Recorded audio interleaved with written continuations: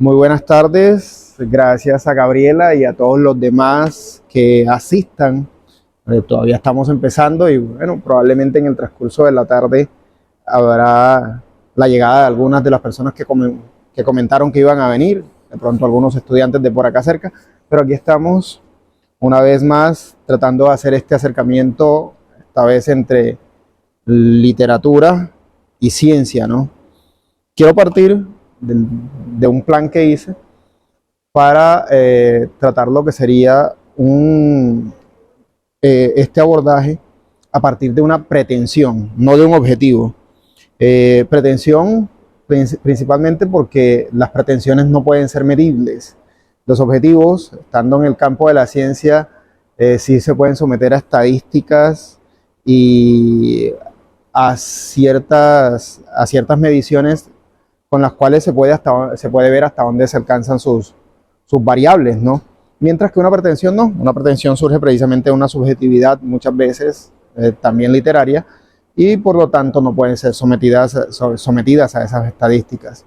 Pues sí, esa pretensión inicialmente consiste en hacer un análisis de cómo la literatura ha sido enriquecida por lo que puede haber de alguna manera planteado, descubierto o inventado todo lo que es la ciencia en la concepción amplia de la palabra, eh, asuntos tecnológicos, técnicos, descubrimientos, fórmulas, en fin.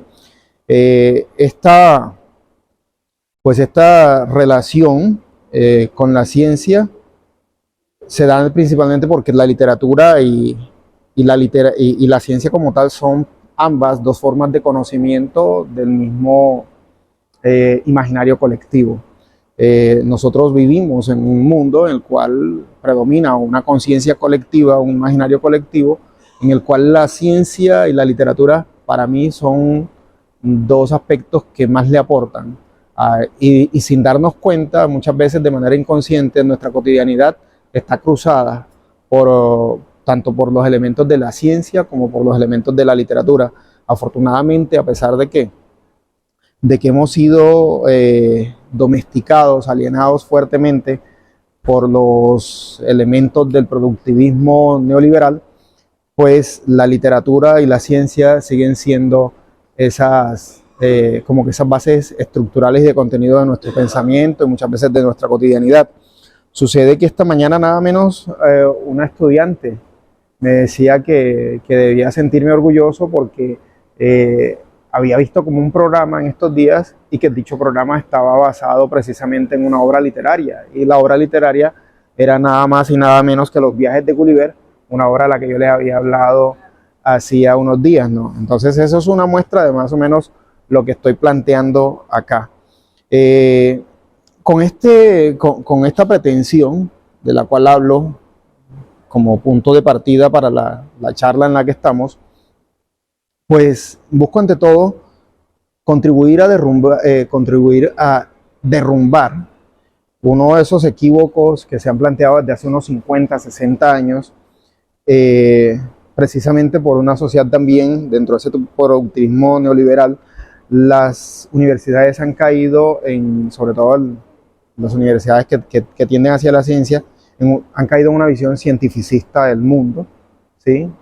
Una pretensión de que la ciencia no necesita de otras formas de pensar, ese pensamiento convergente, lógico, matemático en el cual están regidos, y que con eso basta, ¿no? Incluso todavía se manejan en algunas facultades, afortunadamente no es así, y muchas otras se han dado cuenta de que las verdades, gracias a Karl Popper, pueden ser sometidas a ciertos procesos de falsación y no son absolutas. Las verdades son universalizables, pero no absolutas. Entonces, desde esa idea, pues, también reflexionar al final acerca de cómo el cientificismo podría ser analizado y de pronto sacado de las mentes de los estudiantes que se forman en ciencia a partir de un acercamiento a la literatura. Esa sería, en últimas, la pretensión final con una charla como esta. Bueno,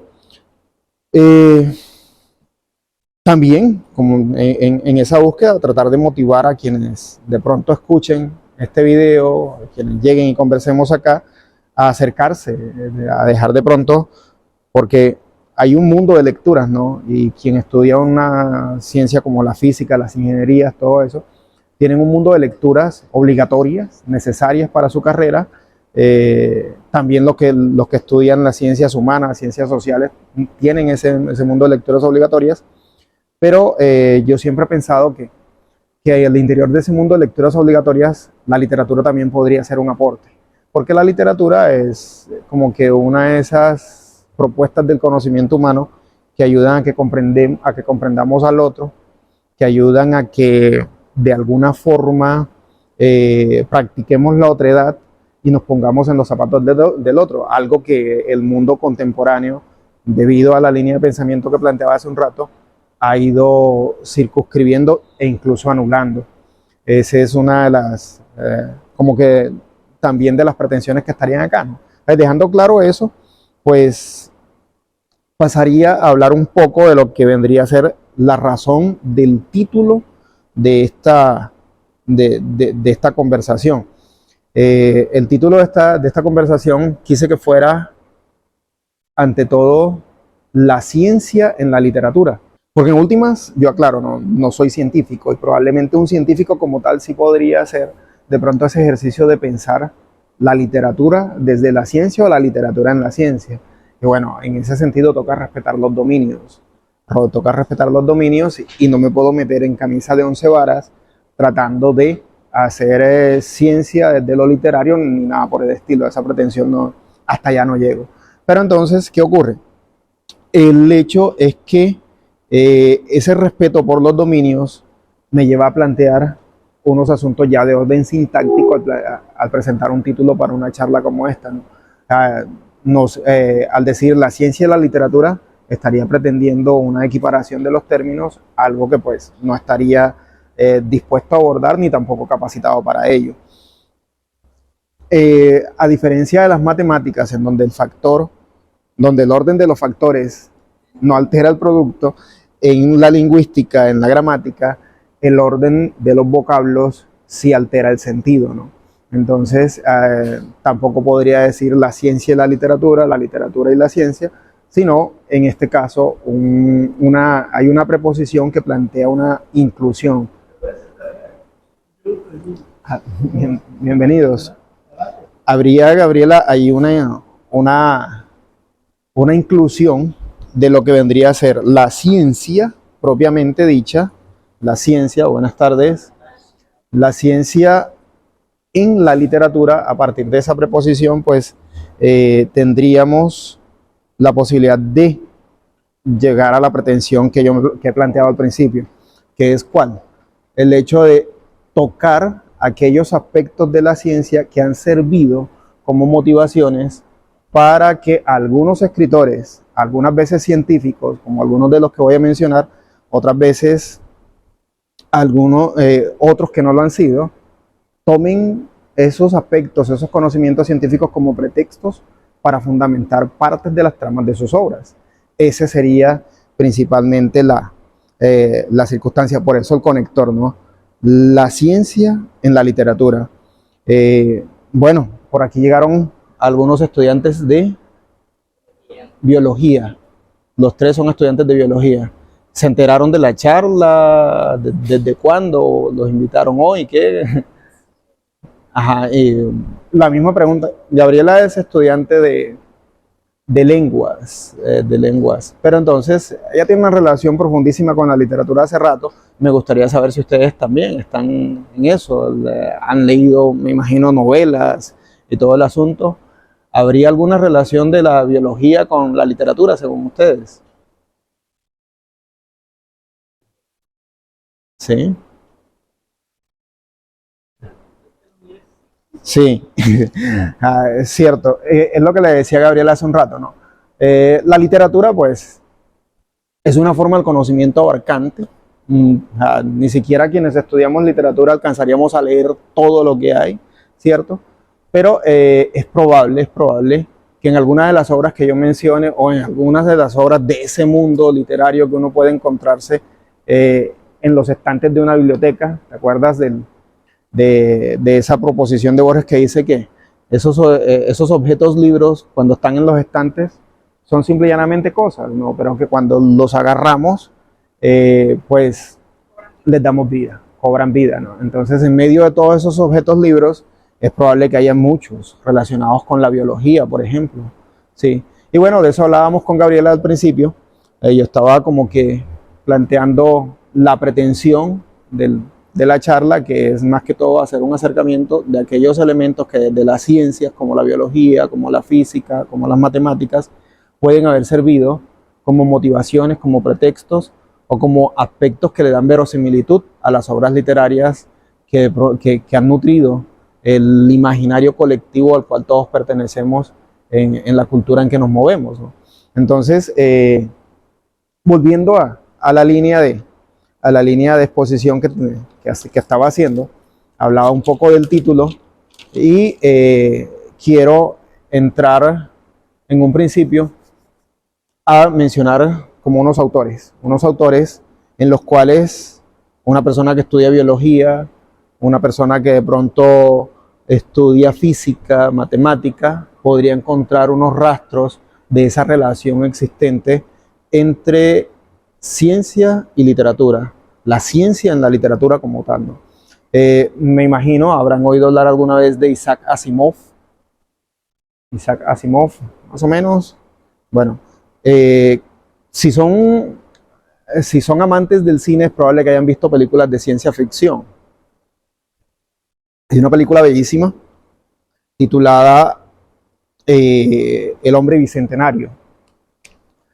El hombre bicentenario. Esa película está basada en un cuento de Isaac Asimov del mismo título, pero es una película pues bastante vieja, no recuerdo exactamente la década, pero todavía se ve, ¿no? La presentan mucho en estos canales de televisión que acostumbramos a visitar. Sin embargo, hay una película que de pronto sí puede ser más patente para ustedes, que es Yo Robot, protagonizada por Will Smith. Yo Robot también está basada en un cuento del mismo título de este autor. Es más, las 3 leyes de la robótica que aparecen al principio no las formulan desde la ciencia, sino que la formulan Isaac Asimov en esa novela. Entonces miren ustedes, y es un aporte que él hace a la ciencia desde una novela, ¿no? Sin embargo, tenemos algo, hay que aclarar algo, ¿no? Isaac Asimov, antes de ser escritor, que es a lo que apunto con la cita de estos 3 autores, fue científico. Lo que nos encontramos aquí con estos 3 primeros autores que quiero mencionar es precisamente el hecho de cómo hay escritores de grandes obras, de obras muy reconocidas en el mundo de la literatura, que primero pasaron por el mundo de la ciencia.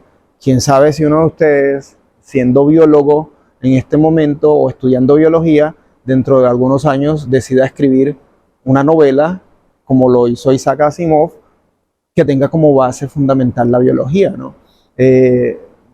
Tú eres, ¿cómo te llamas?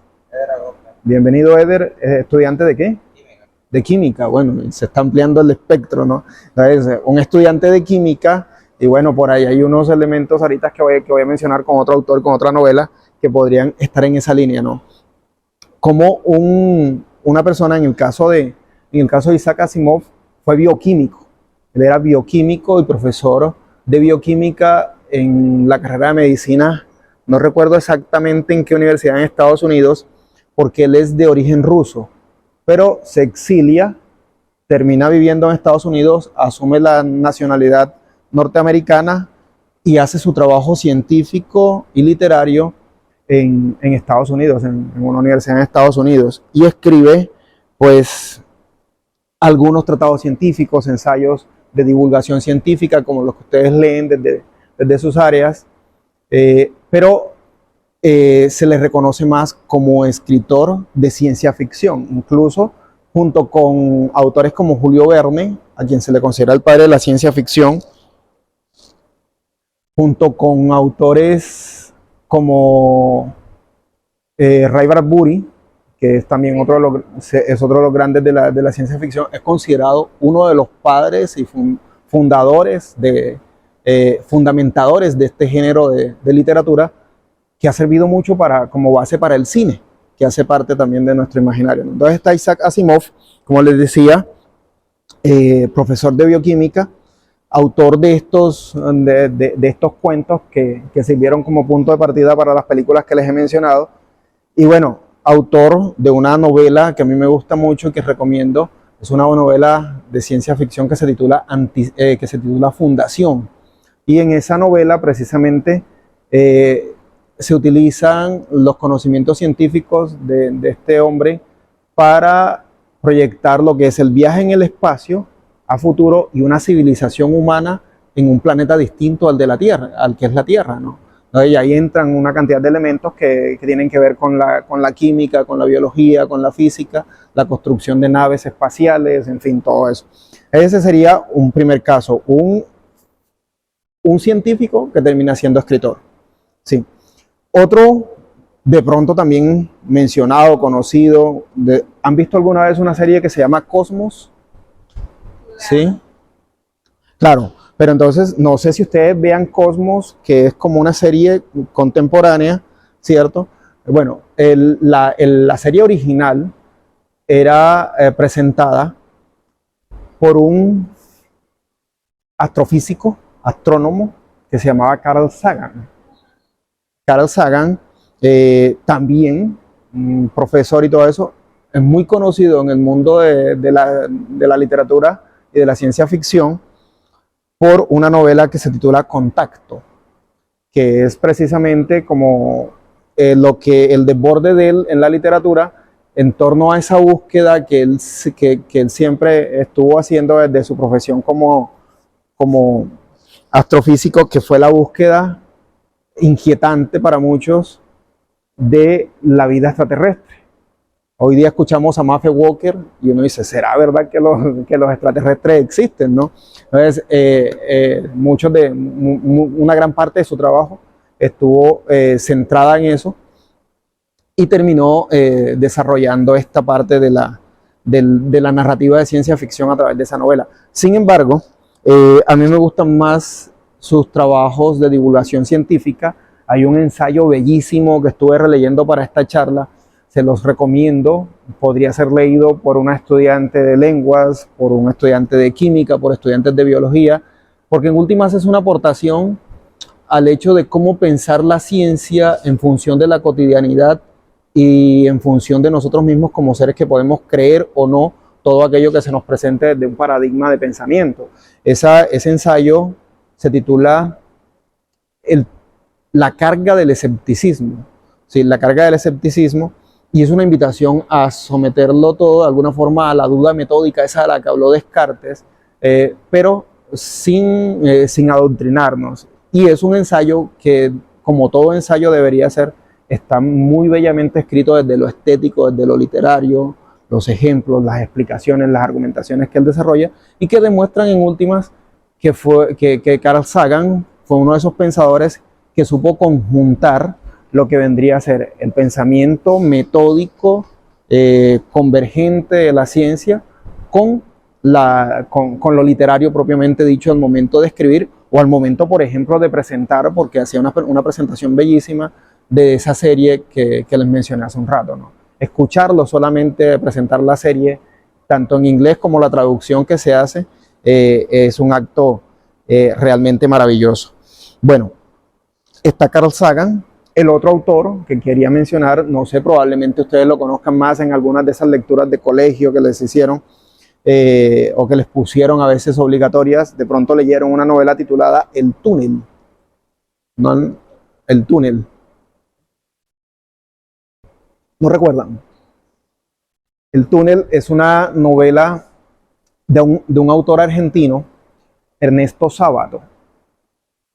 Es una novela que yo invito a leer mucho porque el inicio es inquietante.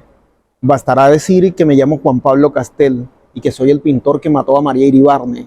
Desde el inicio él ya te está anunciando por qué está preso y qué fue lo que hizo, ¿no? Cometió un asesinato. Pero entonces tú te interesas como lector acerca de, bueno, ¿y cómo la asesinó? ¿Por qué la asesinó? y bueno, entonces empieza él a hacer el ejercicio, ¿no? Pero antes de hablar de la novela y de los elementos que de la ciencia podrían estar en esa novela, lo que quiero resaltar es precisamente eso, el hecho de que este autor, antes de ser escritor y pintor, fue físico, fue matemático y trabajó para los laboratorios Curie en Francia, en la década del 40, el 50, ¿no? Entonces, esa es un poco la panorámica que quería plantearles, el hecho ese de que estos, ¿por qué razón? Ya eso sería una respuesta que de pronto tocaría que dieran ellos, ¿no? Pero ¿por qué razón estos hombres de ciencia terminaron haciendo literatura? Sí. ¿Qué habrá, qué se habría dado para ellos de atractivo en la literatura como para que ellos, muchas veces abandonando las ciencias, otras veces no? Por el caso de Sábato fue un abandono total de las ciencias, se que dedicó después más a la reflexión filosófica en un libro bellísimo que ojalá puedan leer algún día, titulado Uno y el Universo. Sí, y entonces, pero Asimov y Sagan de pronto no abandonaron la ciencia del todo, pero sí hicieron como que esa conjunción equilibrada entre las dos, ¿no? De pronto también nos ayudaría a responder un poco por qué a ustedes en las universidades, a veces, no siempre, hay profesores o el mismo sistema universitario los aparta un poco de esas lecturas literarias y los mete de lleno a unas lecturas que son necesarias, pero que a veces terminan de pronto como que cerrando el panorama, ¿no? En la literatura podría a mantener ese panorama un poco más abierto. De pronto por esos autores que cito allí, o citando a esos autores, me lleva a hacer esas preguntas y de pronto ustedes algún día unas respuestas. Bueno, no quiero pasar adelante sin nombrar un caso especial, un caso que pues sería inconcebible no conocer, ¿no? Todos de alguna u otra manera nos hemos encontrado con el icono ese de la foto del espelucado señora Albert Einstein, ¿cierto? Creo que es un icono cultural que, al igual que Marilyn Monroe, va a estar en el imaginario colectivo y en la mente de mucha gente de muchas décadas, ¿no? Por alguna razón. El señor Einstein, que fue, revolucionó el mundo con lo que para ustedes es una fórmula y para mí es una especie de metáfora, esa E igual a mc al cuadrado, si mal no estoy, es así, ¿cierto? La fórmula de la energía, ¿cierto? O sea, para ustedes es una fórmula, para mí es una metáfora.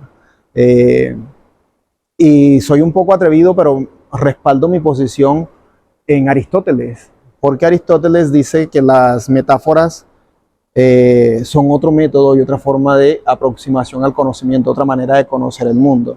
Y si uno mira bien, una fórmula es la transcripción matemática metafórica, porque en últimas es un lenguaje abstracto, las matemáticas, de algo que se explica solo en la cotidianidad. La energía es algo cotidiano, a nuestro alrededor hay energía, el mundo se transforma gracias a esa energía, pero nosotros, para poder expresarla matemáticamente o físicamente, toca hacer una fórmula, ¿no? Entonces, en ese sentido, es una metáfora esa posición, esa expresión de Albert Einstein. No una metáfora poética, una metáfora física en este caso, ¿no? Pero sucede que Albert Einstein era uno de los grandes defensores de la imaginación, un maestro del conocimiento físico y todo, pero se decía que cuando no estaba en su laboratorio trabajando, andaba con una armónica interpretando música clásica o tarareándola también. Hay frases muy conocidas de él en relación con la imaginación, con esa defensa de la imaginación. Esas frases que de pronto nosotros vemos como textos aislados, como simples frases que se ponen en un papel y todo el asunto, de alguna manera también son literatura. Hay algo que se llama aforismos en literatura, ¿no? Y que son precisamente frases muy cortas con un peso a nivel de contenido muy fuerte. Y una de ellas es precisamente una frase de Albert Einstein que dice: en tiempos de crisis, la imaginación es más fuerte o más importante que el conocimiento, ¿cierto? U otra como la que dice: el conocimiento es limitado, es una frase de Albert Einstein: el conocimiento es limitado, pero la imaginación circunda el mundo. Sí, es como si el conocimiento se pudiera contener en los libros, en nuestra mente, todo el asunto, más la imaginación lo desborda todo, ¿no?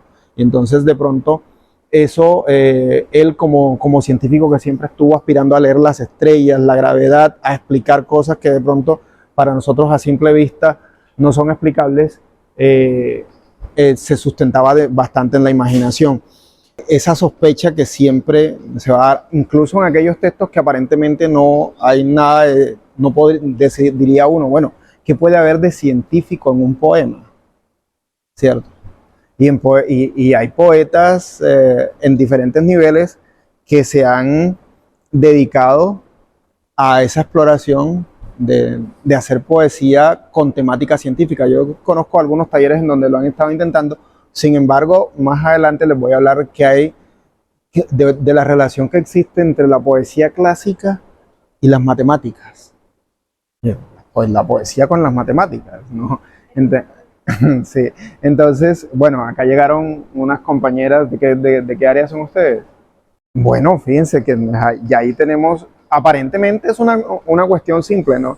Pero, aunque no me quiero adelantar, hay una especie de estructura matemática que los poetas clásicos del siglo XIX hacia atrás debían tener en cuenta para poder crear ese mundo de sentidos en el cual metían sus ideas, sus metáforas y sus contenidos, ¿no?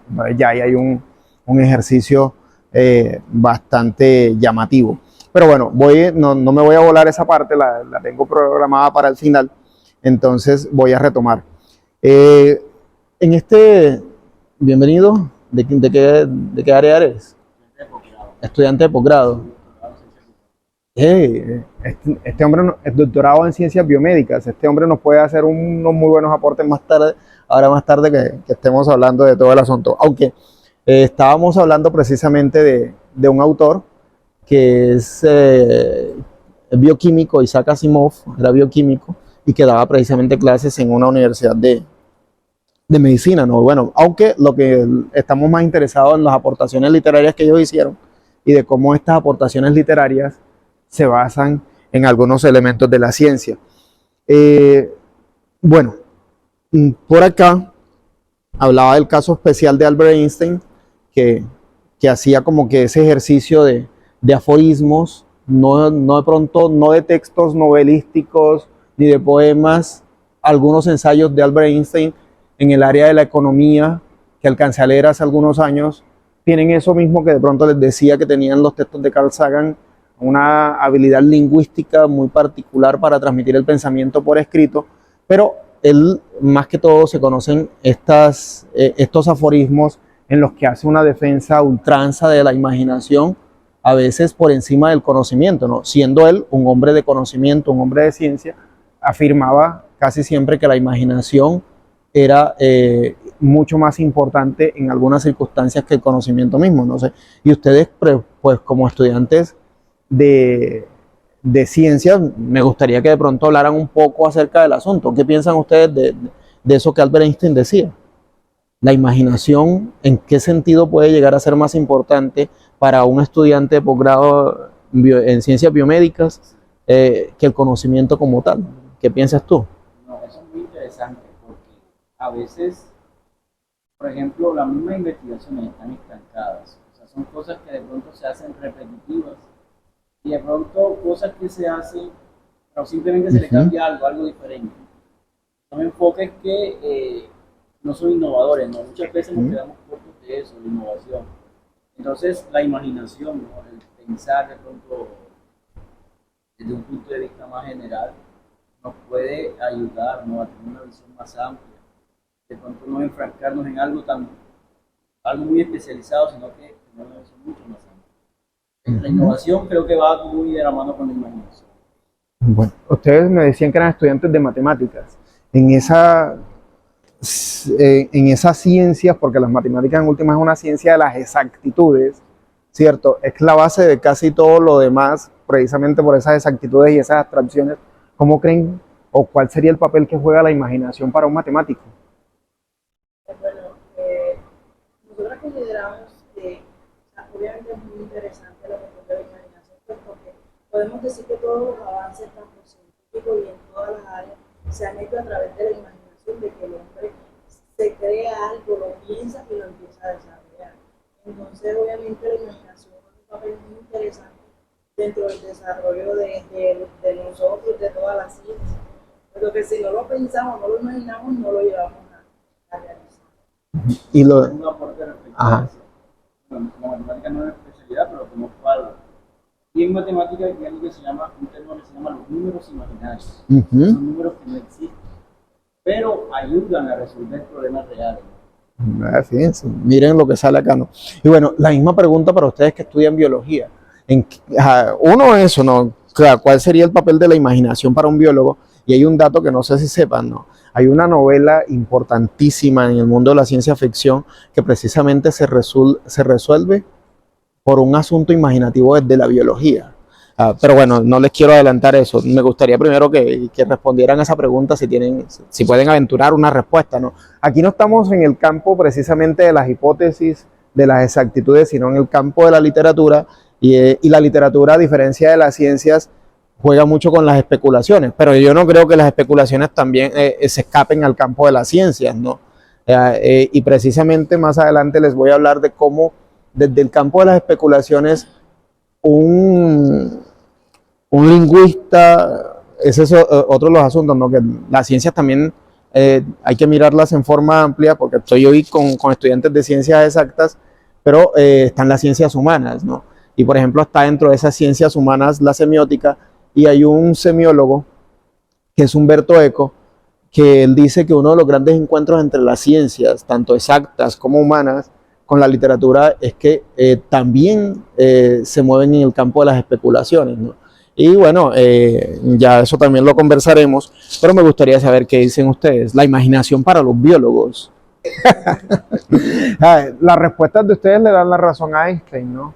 Le dan la razón a Einstein y sobre todo dejan claro que a diferencia de lo que piensan muchos, el asunto imaginación no es solamente del escritor como tal, o del escritor de ficción, hablemos del escritor de ficción, no, sino que es un asunto que compete a todos. Bueno, hay como para redondear en este asunto de la imaginación, las ciencias y la literatura, les decía a ustedes, ¿no? Ahí no sé si han visto, porque yo me remito siempre al cine, porque lastimosamente para mí, de pronto no para ustedes, el cine es una forma de arte muy respetable, yo la disfruto y todo, pero me preocupa mucho cuando los estudiantes universitarios llegan a áreas como literatura, a lingüística, y en lugar de tener una especie de conocimiento que venga de los libros, predomina el conocimiento a partir del cine, ¿no? Sin embargo, puede ser una conexión con la literatura del cine, ¿no? Entonces, hay un libro que es uno de los libros de ciencia ficción que quizás más se ha llevado al cine. Ese libro se titula La Guerra de los Mundos. Siempre me confundo con el nombre del autor, creo que es Orson Welles, ¿sí? En La Guerra de los Mundos. Y han hecho muchas versiones cinematográficas de este libro, ¿no? Es una novela de ciencia ficción importantísima. Y precisamente la invasión extraterrestre que se da en la Guerra de los Mundos se soluciona no porque los seres humanos hayan encontrado las armas para acabar con los extraterrestres, ¿no? Como pasa en muchas otras películas, no, sino porque los extraterrestres al momento de planear la invasión y eran extraterrestres marcianos, no tuvieron en cuenta algo. Tuvieron en cuenta que podían con sus armas someter a los seres humanos, pero no tuvieron en cuenta que los seres humanos habían aprendido a convivir con los virus y ellos no. Y entonces hay un momento en que los extraterrestres están en la Tierra y empiezan a ser atacados por los virus y ellos no tienen defensa ante los virus. Sí, y eso es lo que libra los virus libran a los seres humanos de la invasión extraterrestre. Imagínense eso. ¿Qué dirían ustedes del asunto? Fíjense. Y este escritor se apropió de ese asunto, de la existencia es un asunto biológico, ¿no? De la existencia de los virus para solucionar el problema de la invasión extraterrestre. Entonces, miren ustedes hasta dónde llega todo este cuento de la ciencia. Pero bueno, siguiendo con el orden que había planteado, porque de lo contrario se va esto a largo y no terminamos. Quiero pasar ahora a nombrarles como 4 obras en las que la ciencia, la conjetura científica, contribuyen a algo que te mencionaba hace un rato, Gabriela, que es a la construcción de la trama, a la forma como el escritor imagina la trama o de dónde parte la trama, pero a la vez esos elementos le dan verosimilitud a la trama como tal. Una de esas obras es Frankenstein. Si han leído o han oído hablar de Frankenstein, ¿no?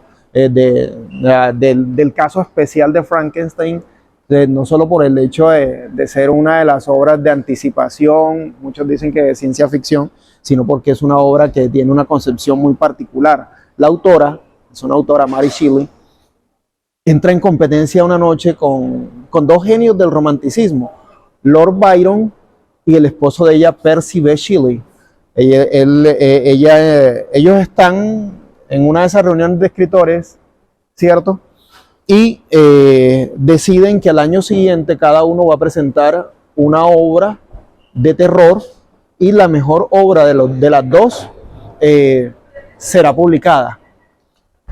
Ella le dice que, bueno, ella quiere participar y que por qué no la incluyen a ella. Y ellos, entre jocosidad y los machismos y el patriarcado, todo eso, se ríen, pero deciden dejarla participar. Al año siguiente presentan las 3 obras y la que gana es la de ella.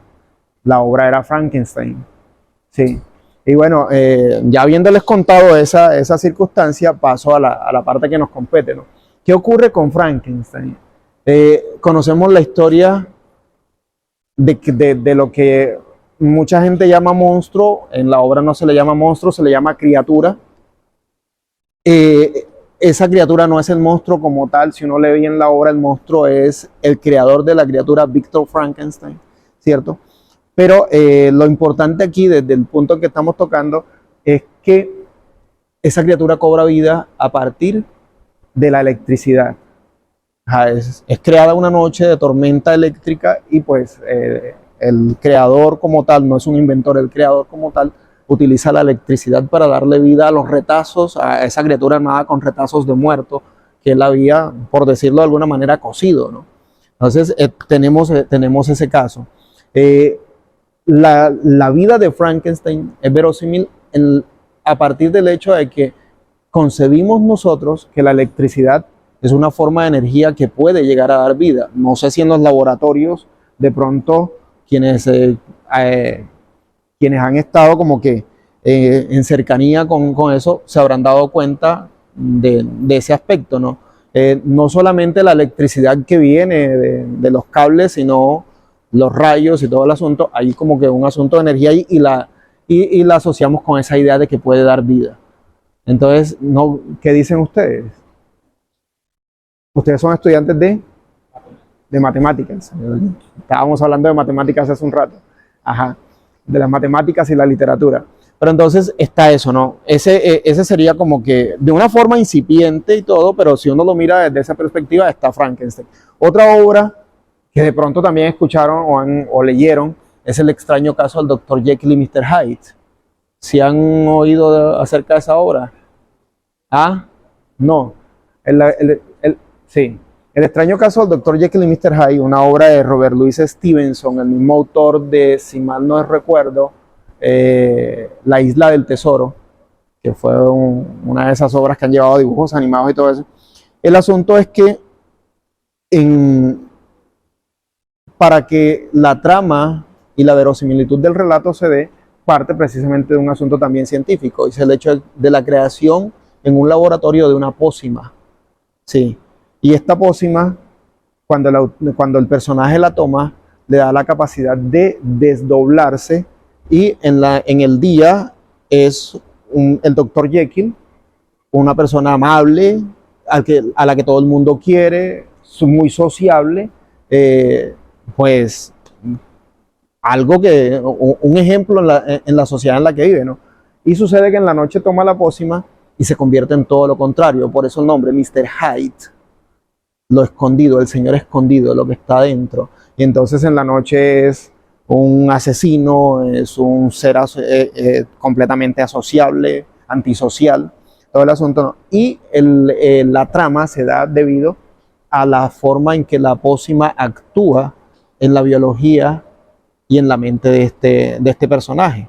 Fíjense ustedes, es lo que estoy tratando de mostrar un poco, ¿no? Cómo estas obras, a partir de un hecho científico, desde la química, desde la biología, terminan de alguna forma adquiriendo cierto carácter de verosimilitud. Ahí está la aportación de la ciencia. Si estas posibilidades especulativas de la ciencia no se hubieran dado en algún momento en ese imaginario, estos autores no hubieran podido desencadenar la trama de unas obras que han marcado la historia de la literatura. Son muchas, pero en especial estoy abordando o comentando 3 de ellas, ¿no? La otra, con la que quiero culminar esta parte, es la de, no sé si han oído hablar alguna vez del viaje al centro de la Tierra. Viaje al centro de la Tierra, de Julio Verne. ¿Sí saben cómo la ciencia conecta con esta obra?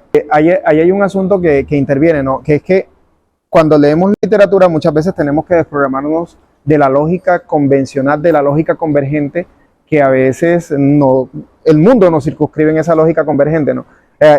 Al estudiante de matemáticas, partamos de un supuesto muy particular, ¿no?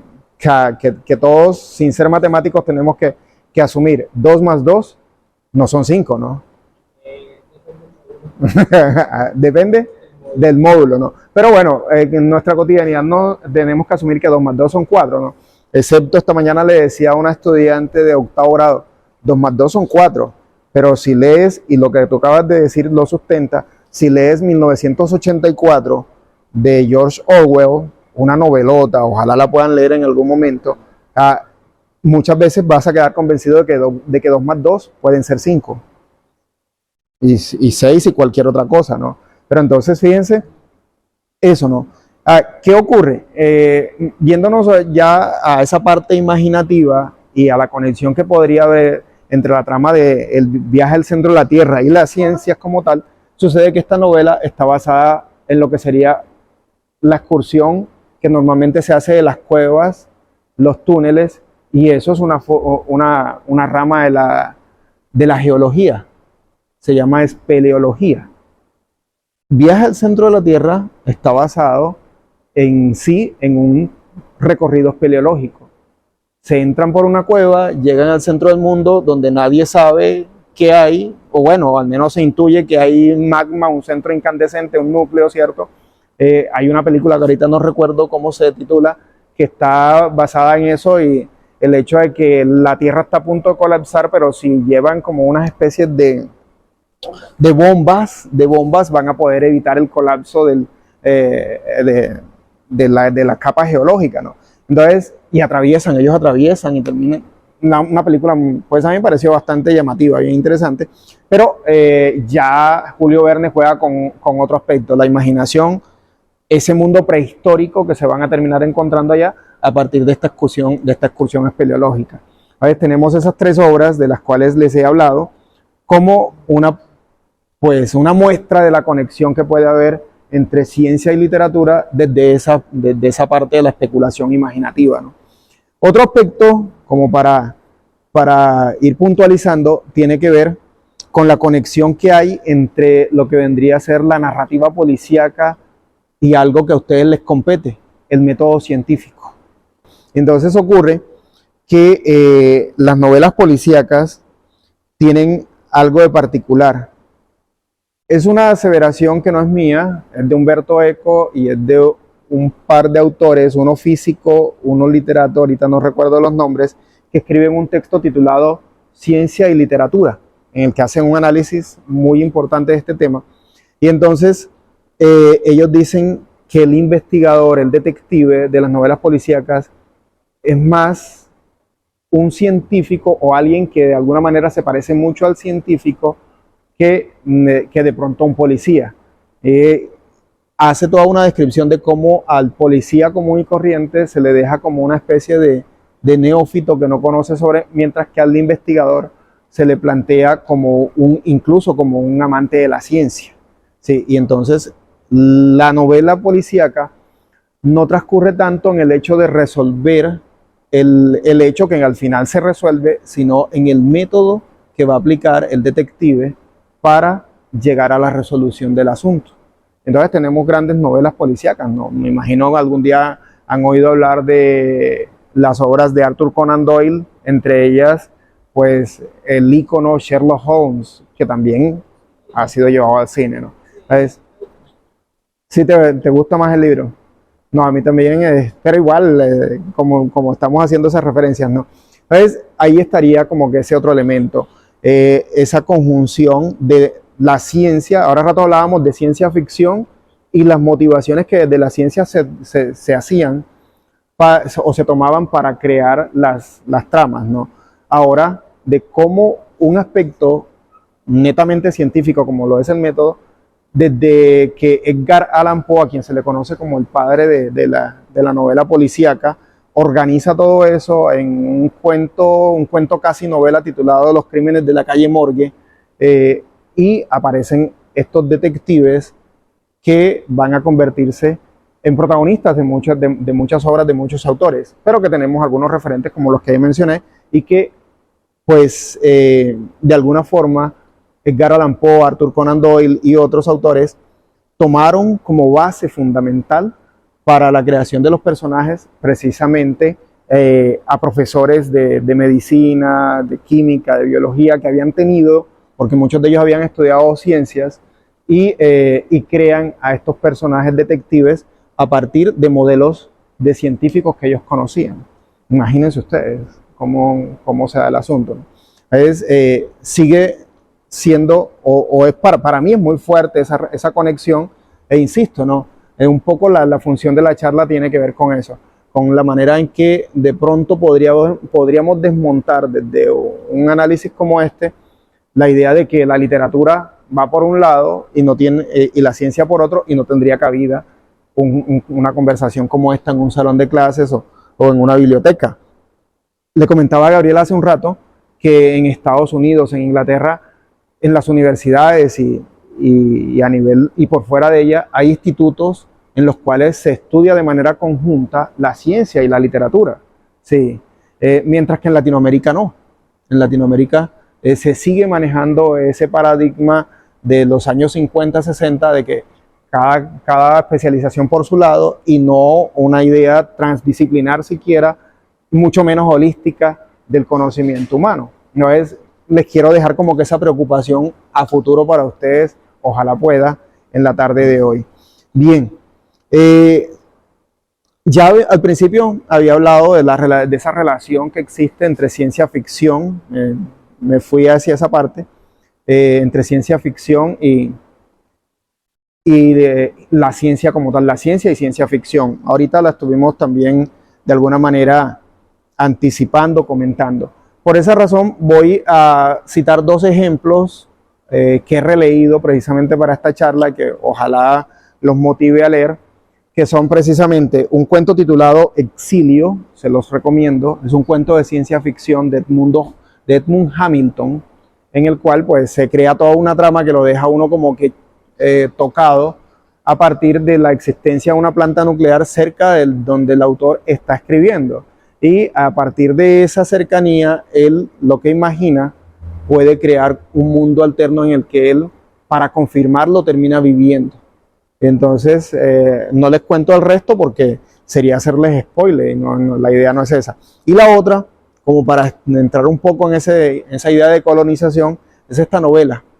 Es una novela supremamente corta. Aquí hay dos libros. La novela es solamente esta parte. Es una novela cortica titulada La invención de Morel.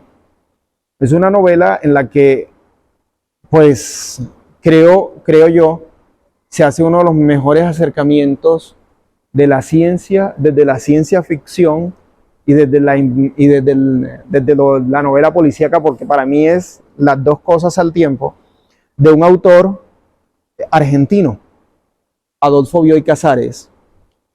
Adolfo Bioy Casares, muy amigo de Jorge Luis Borges, otro de los grandes autores latinoamericanos. Jorge Luis Borges tiene un cuento titulado El libro de arena. Me imagino que ustedes en algún momento les habrán hablado de la física cuántica. Sí, y ese texto de alguna manera uno lo lee y tiene que comprender un poco lo que es la física cuántica para poder entender el libro de Arena. Y bueno, Jorge Luis Borges, amigo de Adolfo Bioy Casares, ellos se influyeron mutuamente, pero Adolfo Bioy Casares crea esta novela en la que les digo, les decía y lo dejé para el final precisamente porque en ella se conjuntan la ciencia ficción y la novela policíaca. Es la historia de un fugitivo que llega a una isla deshabitada, pero que de la noche a la mañana encuentra con que en la isla hay unas personas. Y él empieza a hacer el acercamiento a las personas porque las ve como raras y se da cuenta de que no son personas, sino los espectros, las imágenes de personas que vivieron en esa isla. Y entonces él empieza a indagar qué es lo que pasa, porque esas personas estuvieron allí, se oye de unos barcos en donde se encontraban unos cuerpos y es como si ellas estuvieran vivas en un plano distinto al de él. Y él empieza a hacer toda la indagación policíaca para llegar a la razón de eso. Y se encuentra con que en la isla hay una máquina creada por un científico de esos locos, que se llamaba Morel, que copia el alma de la gente, lo llama así, y seca los cuerpos, mientras que le da una vida muy particular a esas almas, ¿no? Ellas terminan como que divagando y rotando allí en un plano espectral muy particular, pero la preocupación principal del personaje es porque se enamora de una de las mujeres espectros que está allí, ¿no? Entonces está lo policíaco, está la ciencia ficción y está una historia de amor que al final, pues, no sé, no les voy a decir si se resuelve o no, los voy a dejar como con la inquietud. Les recomiendo esta novela en donde podríamos encontrar una síntesis, porque en últimas la ciencia también apunta a eso, a la síntesis de lo que hemos estado hablando en el día de hoy. Y ya para finalizar, pues me gustaría conversar con ustedes a partir de una pregunta, escucharlos y hacer una conclusión ya final. Y esa pregunta es, ¿cómo contribuiría el acercamiento a la literatura, la lectura de literatura, para el ejercicio profesional de ustedes como estudiantes de ciencias exactas, de matemática, de química, de biología? ¿Cómo contribuiría el hecho de la lectura literaria propiamente dicha? ¿Tu nombre es? Eso quiere decir, que, Luisa, que tú lees literatura. Y desde esa experiencia de pronto podrías aventurar una pequeña hipótesis de qué te ha aportado a ti como estudiante de matemáticas el leer literatura. ¿Quieres darle solución a algo? Las soluciones estarían allí, ¿no? De pronto, fíjense, hace un rato yo hablaba de cómo un matemático había terminado siendo escritor, Ernesto Sabato. Y Ernesto Sabato decía, comentaba en una entrevista que le hacía Joaquín Soler, decía que él había terminado escribiendo, él escribió 3 novelas, entre ellas pues El Túnel, que es la más conocida, pero Ernesto Sabato decía que el paso por las matemáticas para él había sido importante porque las matemáticas le habían permitido encontrar el orden que él no había encontrado en el mundo y que necesitaba para después ser escritor. Y uno va al túnel y uno lee el túnel como la historia de un asesinato. Sí, bastará con decir que me llamo Juan Pablo Castel y que soy el pintor que mató a María Iribarne, ¿no? Y entonces empieza a contar eso. Pero si uno lee entre líneas, se da cuenta que este asesino es obsesivo y es amante del detalle. Y el detalle en matemáticas es importantísimo. Y por eso la amplitud de la pregunta que acabo de hacer y que ella responde bien. Y que a mí me gusta mucho porque, Luisa, no eres la única persona que estudia matemáticas o profesores de matemáticas que se hacen esa pregunta. Yo tengo grandes amigos matemáticos como profesores que precisamente motivan la lectura literaria, no solamente de obras de ficción, sino también de ensayos, sí, que tienen contenido y estructuras literarias, ¿no? El juego con la metáfora. A un científico, por ejemplo, como Albert Einstein, como Isaac Asimov, para nombrar algunos de los que nombré al principio, a un científico como el mismo Ernesto Sabato, un científico como Carl Sagan y muchos otros, que sabemos que se destacaron en el campo de las ciencias con sus estudios, con sus textos, con sus análisis del mundo físico y matemático, ¿por qué se les habrá dado, por ejemplo, por desembocar todo eso en obras científicas, en obras literarias como la novela Contacto de Carl Sagan o la novela Fundación de Isaac Asimov o el mismo Túnel del que estábamos hablando? Dejar a veces, como hizo Ernesto Sábato, el campo de las matemáticas para dedicarse a la literatura por completo o buscar el equilibrio como hicieron los otros dos, ¿cierto? Entonces, ¿cuál sería la contribución que a nivel personal, por ejemplo, a nivel de imaginario individual, a nivel de pronto de disposición social para compartir con los otros, le aportaría la lectura literaria, de ficción literaria, no literatura en general, sino de ficción literaria, para ser claro allí, a una persona que estudia hoy día en un sistema como este en el que estamos?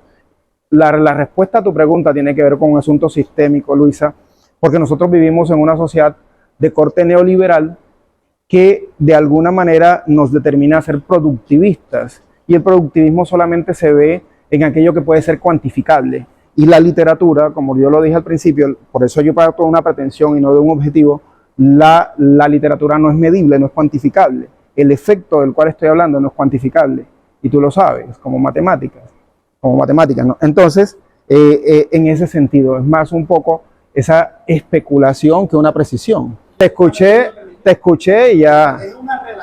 Bueno, nada menos, hace un rato hablaba no Isaac Newton, sino del ejemplo que tú diste, que fue Albert Einstein. Albert Einstein escribió aforismos, y nada más literario que un aforismo, y eran aforismos en defensa de la imaginación en el sentido amplio de la palabra.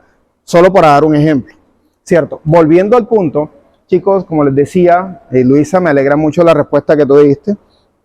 Es precisamente un poco lo contrario a esa idea sistémica neoliberal en la cual están inscritas las universidades, en la cual están inscritos los procedimientos de especialización del conocimiento, en lo que aporta la lectura literaria. La lectura literaria es una indagación del otro desde mí mismo. A eso le llamamos nosotros desde la filosofía, desde la literatura, alteridad, la otredad. Sí. Y la otredad nos salva de algo que precisamente quiere ese sistema, que es caer en el vicio más grande que se pueda caer, en el extremo más grande que se pueda caer desde la ciencia, que es el cientificismo. Sí. Entonces, por eso es que a ti te surge esa pregunta, porque tienes unas lecturas literarias que te permiten hacerte esa pregunta y probablemente te van a salvar de caer en ese extremo, como el extremo en el cual se cae en la política o se cae en la religión precisamente, que es el fundamentalismo.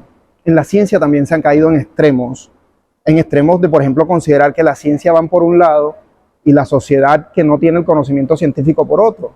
Sí, esa es una de las luchas que se están haciendo desde las teorías de la decolonización y desde las epistemologías del sur. Ojalá algún día escuchen no a un literato, sino a un filósofo que se llama Boaventura de Sousa. Sí, entonces, porque precisamente el mundo, la vida humana, el conocimiento como tal, tienen un carácter holístico, todo está integrado.